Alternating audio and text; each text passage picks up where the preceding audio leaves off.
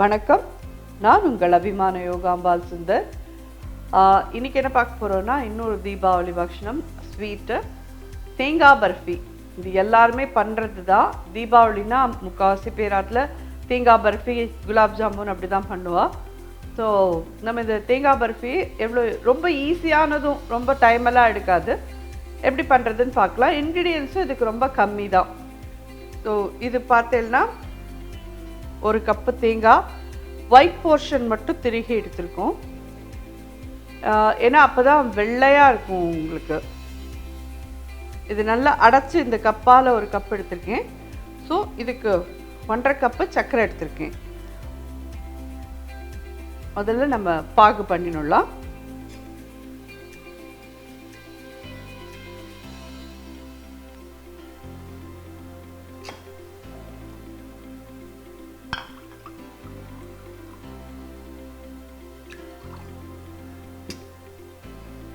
இந்த கப்பில் 1/2 கப்பு தண்ணி விட்டுருக்கேன்.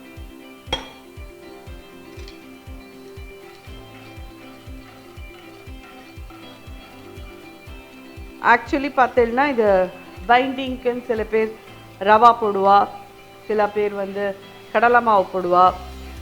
அதெல்லாம் போட்டால் நல்லாயிருக்கும், நான் இல்லைன்னு சொல்லலை. ஆனால் அது கடலை மாவு போட்டால் கொஞ்சம் இந்த வாசனை வரும், மைசூர் பாகு வாசனை வரும்.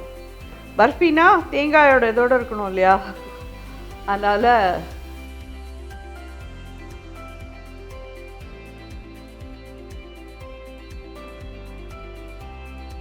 நம்ம இதையுமே கொஞ்சம் இது பண்ணிக்கணும் போல இருக்குது, வடிகட்டணும். ஏன்னா இப்போல்லாம் சர்க்கரையிலலாம் கூட குப்பை இருக்குது. இது கரையை விட்டு ஒரு தடவை வடிகட்டிடலாம். சர்க்கரை நல்லா கரைச்சிட்டு வடிகட்டிட்டோம், கொதிச்சுன்னு இருக்கு.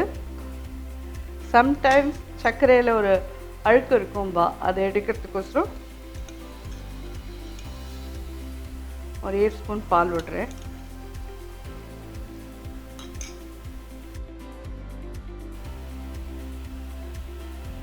தெரியுறதா?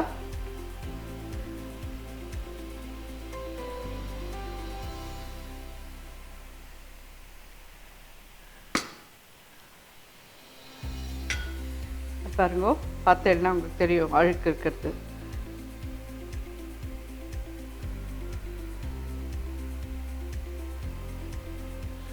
ஏன்னா இதெல்லாம் இருந்ததுன்னா பர்ஃபியோட கலர் கொஞ்சம் இதாகுமேன்றதுனால இதெல்லாம் எடுத்துடலாம். தேங்காய் பர்ஃபிக்கு நல்லா 2 ஸ்ட்ரிங் பதம் வேணும். இந்த மாதிரி நல்ல பெரிய ஸ்ட்ரிங்காகவே வருது பாருங்க. இதான் டபுள் ஸ்ட்ரிங் சொல்லுவா. இந்த பதம் வேணும்.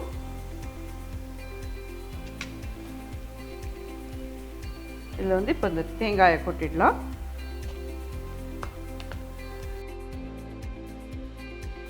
தேங்காயை சில பேர் நல்லா வறுத்துப்பா.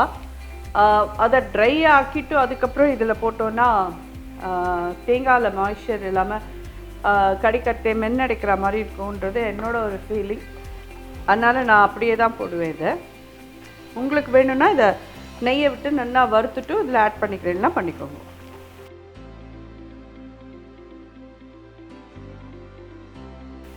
இந்த ஸ்டேஜில் இதில்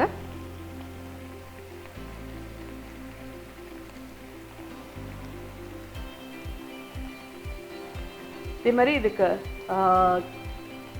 ஏலக்காய் பொடி 1/2 ஸ்பூன் போட்டேன். நெய்யும் நிறையா வேணும்னு அவசியம் கிடையாது. பார்த்தீங்கன்னா 1 ஸ்பூன், 2 ஸ்பூன், அது குட்டி டீஸ்பூனில் விடுறேன். 1/2 டீஸ்பூன் கிட்ட இருக்கும். இது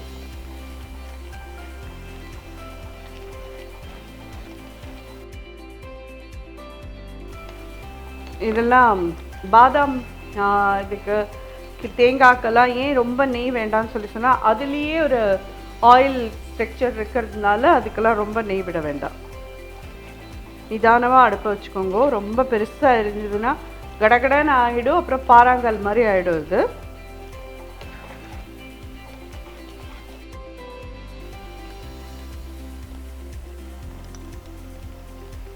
இவ்வளோதான் நெய் இதுக்கு போகும்.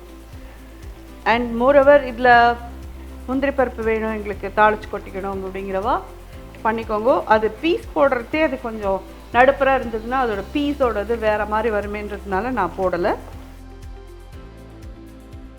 இது எல்லாமே நம்ம கைவிடாமல் கலரிண்டே இருக்கிற இதில் தான் இருக்குது. நம்ம அப்படி கொஞ்சம் அப்படியே அசந்து மறந்து இதாக இருந்தோம்னா ஒரே சைடில் முறுமுறுன்னு ஆகிடும். அப்படியே பார்த்தேன்னா உங்களுக்கே தெரியும், இந்த மைசூர் பாகுலாம் நுரைக்கிற மாதிரி நுரைக்கிறது பாருங்க.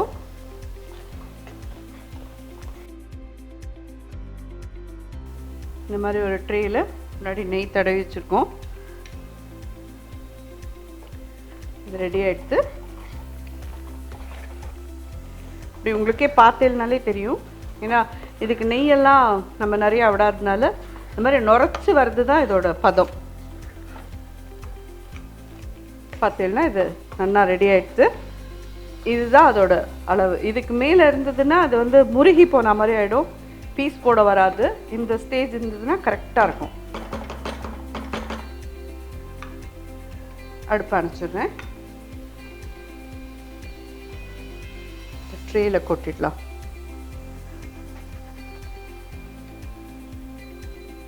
இது கொஞ்சம் நல்லா ஒரு 10 to 15 மினிட்ஸ்க்கு மேலேயே ஆகும் ஆறத்துக்கு. அதுக்கப்புறமா பீஸ் போட்டு காமிக்கிறேன். இது உங்களுக்கு எல்லாருக்கும் உபயோகமாக இருக்கும்னு நினைக்கிறேன். நிச்சயமாக இதை பண்ணி பாருங்க. ரொம்ப ஈஸி தான்.